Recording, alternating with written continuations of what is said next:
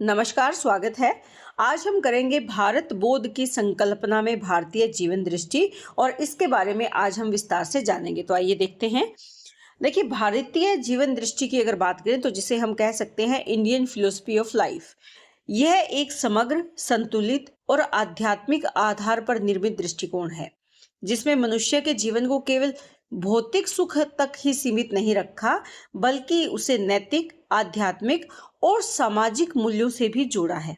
यह दृष्टि प्राचीन ग्रंथों जैसे वेद, उपनिषद तथा भगवत गीता में स्पष्ट रूप से व्यक्त होती है। यानी जीवन के प्रति जो दृष्टिकोण है, जो जीवन के प्रति जो नजरिया है, वो हमें इन ग्रंथों से देखने को मिलता है। अगर बिंदुओं के माध्यम से समझने की अगर बात करें तो सबसे पहला पॉइंट हम बनाएंगे समग्रता। देखिए, भारतीय जीवन दृष्टि को एक संपूर्ण इकाई मानती है, जिसमें शरीर, मन, बुद्धि और आत्मा का संतुलित विकास आवश्यक है। यह केवल भौतिक उन्नति पर ही नहीं, बल्कि आत्मिक उन्नति पर भी बल देती है। यानी जो भारतीय जीवन दृष्टि है, वो मानव को केवल भौतिकता से नहीं जोड़ती, बल्कि आध्यात्मिकता की ओर भी लेकर जाती है। तो किस पर बल देती है भारतीय जो जीवन दृष्टि है? वो समग्रता पर बल देती है। अगला हम पॉइंट बनाएंगे चार पुरुषार्थ का सिद्धांत। ये भारतीय जीवन का मूल आधार है। क्या क्या है ये चार पुरुषार्थ? धर्म है, अर्थ है, काम और मोक्ष। धर्म से अभिप्राय जो मानव है उसका जो नैतिक कर्तव्य है वो धर्म के अंतर्गत आता है। अर्थ यानी धन और जो संसाधन है जो जीवन यापन के लिए आवश्यक है। काम यानी इच्छाओं की पूर्ति। मोक्ष यानी संसार से मुक्ति, जीवन मरण के चक्र से मुक्ति प्राप्ति यानी मोक्ष। इन चारों का संतुलन ही आदर्श जीवन की पहचान है। भारतीय जीवन दृष्टिकोण के अनुसार अगर देखें तो अगर मानव इन चारों में संतुलन करेगा तो उसका जीवन सही दिशा में जा रहा है और वो अंत में मोक्ष की प्राप्ति उसे होगी। विशेषतः इस पर किस पर बल दिया गया है? मोक्ष पर बल दिया है। यानी मानव को मोक्ष को अपना लक्ष्य मानना चाहिए। ये सर्वोच्च लक्ष्य माना गया है। क्या है? मोक्ष की प्राप्ति। तो भारतीय दृष्टिकोण से ये चारों जो सिद्धांत है ये जीवन का मूल आधार है। अगला पॉइंट हम यहाँ पर बना सकते हैं कर्म और पुनर्जन्म का सिद्धांत। भारतीय जीवन दृष्टि में कर्म सिद्धांत अत्यंत महत्वपूर्ण है। इसके अनुसार प्रत्येक व्यक्ति अपने कर्मों के अनुसार फल प्राप्त करता है।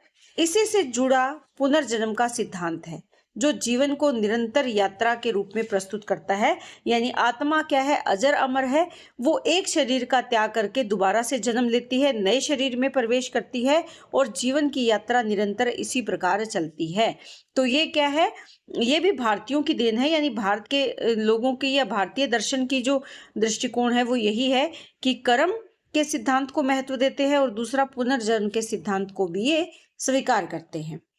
अगला जो पॉइंट है वो क्या है? आध्यात्मिकता और आत्मज्ञान। भारतीय जीवन दृष्टि का ये मूल तत्व है। वो क्या है? आत्मा की पहचान। उपनिषदों में अहम ब्रह्मस्मि और तत्वमसि जैसे महावाक्य आत्मा और ब्रह्म की एकता को दर्शाते हैं। यह दृष्टि बाहरी सुखों के बजाय आंतरिक शांति पर बल देती है। तो यहाँ पर कहने का भाव क्या है कि जो भारतीय आध्यात्मिकता का भाव है वो क्या ज्ञान करवाता है? आत्मज्ञान करवाता है। और उसमें वो क्या बताता है कि अहम ब्रह्मस्मि, कि मैं ही ब्रह्म हूं। और इसके साथ साथ तत्त्वम असि, अर्थात ब्रह्म आत्मा हो, यानी तुम ही वह तत्व। तत् से अगर बात करें यहाँ पर तत् है से अभिप्राय क्या है कि वह यहाँ कौन है? ब्रह्म या परमात्मा। परमात्मा। तवम से अभिप्राय क्या है? तुम यानी तुम कौन है यहाँ पर? आत्मा। और असि से अभिप्राय क्या है? असि अर्थात हो। तो यहाँ पर कहने का भाव क्या है कि आत्मा और ब्रह्म की एकता का जो भाव है वो हमें क्या मिलता है? भारतीय अध्यात्म से मिलता है। और इसमें किस बात पर बल दिया जाता है? बाहरी सुखों की बजाय आंतरिक शांति पर यहाँ पर बल दिया जाता है। यानी बाहरी जो सुख है वो स्थायी नहीं है, जबकि मोक्ष किससे प्राप्त हो सकता है? आंतरिक शांति से ही प्राप्त हो सकता है। अगला जो पॉइंट है वो क्या है? सहिष्णुता और समन्वय। भारतीय संस्कृति में विभिन्न धर्मों, विचारों और परंपराओं के प्रति सहिष्णुता पाई जाती है। जो भाव है वो क्या है? वसुदैव कुटुंबकम का भाव, यानी संपूर्ण विश्व एक कुटुंब के रूप में कौन देखता है? भारतीय जीवन दृष्टि देखती है। और यह सिद्धांत पूरे विश्व को एक परिवार मानने की भावना को व्यक्त करता है। तो ये समन्वय की बात करते हैं, भाईचारे की बात करते हैं, जो जीवन दृष्टिकोण है या जो भारतीय जीवन दृष्टिकोण है। अगला जो हम यहाँ पर पॉइंट बनाएंगे वो बनाएंगे प्रकृति के साथ सामंजस्य। देखिए, भारत जीवन दृष्टि प्रकृति को पूजनीय मानती है। पेड़ पौधे, नदियां, पर्वत आदि को किसके समान माना है? देवतुल्य, देवताओं के समान माना है और उनका संरक्षण किया है। यह दृष्टिकोण आज के पर्यावरण संकट में भी अत्यंत प्रासंगिक है। यानी पर्यावरण को अगर सुरक्षित रखना है तो हमें भारतीय जीवन दृष्टिकोण अपनाना होगा। उसमें क्या है कि प्रकृति के प्रति देवतुल्य व्यवहार हो, प्रकृति के साथ देवता के समान, जो नदियां हैं, पर्वत है, जो पेड़ पौधे हैं, वो हमारे लिए पूजनीय है, उनका हम सम्मान करें और संरक्षण करें, जिससे कि प्रकृति को बचाया जा सके। अगला जो पॉइंट है वो है आश्रम व्यवस्था। भारत में जीवन को 4 आश्रमों में बांटा गया। सबसे पहले है ब्रह्मचर्य, गृहस्थ, वानप्रस्थ और संन्यास। यह व्यवस्था जीवन को क्रमबद्ध और संतुलित रूप से जीने का मार्ग प्रदान करती है, जिससे कि जीवन में संतुलन बना रहे। यानी ब्रह्मचर्य का पालन करें, उसके बाद गृहस्थ जीवन का पालन करें, उसके बाद वानप्रस्थ अवस्था को प्राप्त करें और अंत में मानव को क्या करना चाहिए? संन्यास प्राप्ति कर लेनी चाहिए। और भारतीय जीवन दर्शन में इन अवस्थाओं को अलग अलग आयु के अनुसार विभाजित किया गया है। जैसे सबसे पहले अगर हम बात करें ब्रह्मचर्य की, तो ब्रह्मचर्य की जो आयु मानी है वो कितनी मानी है? इसकी आयु 0 से 25 वर्ष तक स्वीकार की गई है। यानी 0 से जब बच्चा जन्म लेता है तब से लेकर जो 25 साल तक की जो आयु है वो कौन सी है? ब्रह्मचर्य की आयु है। इसमें जो बालक है उसको क्या करना चाहिए? सात्विक जीवन जीना चाहिए, ब्रह्मचर्य का पालन करना चाहिए, इसके साथ साथ अपनी शिक्षा पर बल देना चाहिए, यानी शिक्षा प्राप्ति के मार्ग पर आगे बढ़ना चाहिए और आध्यात्म की ओर आगे जाना चाहिए, यानी आध्यात्म की शिक्षा भी उसे लेनी चाहिए। केवल जीवन की शिक्षा के साथ साथ जो किताबी शिक्षा है, उसके जीवन को व्यवस्थित रूप से चलाने के लिए जो शिक्षा की आवश्यकता है, उसके साथ साथ आध्यात्म की शिक्षा भी जरूरी है। उसके बाद जो गृहस्थ आश्रम स्वीकार किया है उसकी समय सीमा मानी है 25 से लेकर 50 साल तक की।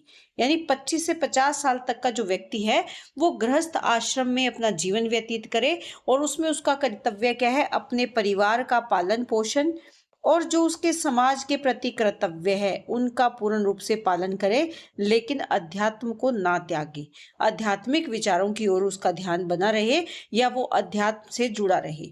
उसके बाद जो वानप्रस्थ की अवस्था है, वानप्रस्थ की अवस्था की बात करें तो ये क्या है? 50 से 75 स्वीकार की गई है, 50 से लेकर 75 वर्ष की आयु तक। अब इसमें उसका कार्य क्या रह जाता है वानप्रस्थ का, कि यहाँ पर जब मानव अपना जीवन जिए तो वो वन की ओर चले, यानी अपनी जो सांसारिक पारिवारिक त्याग है उसको करना होगा। यहाँ पर वासना रहित कर्म उसे करने चाहिए। वो जो भी काम करे उसमें किसी प्रकार की इच्छा ना हो, किसी प्रकार की वासना उसमें नहीं होनी चाहिए। अगला और अंतिम जो जीवन का पड़ाव माना गया है वो माना गया है संन्यास का।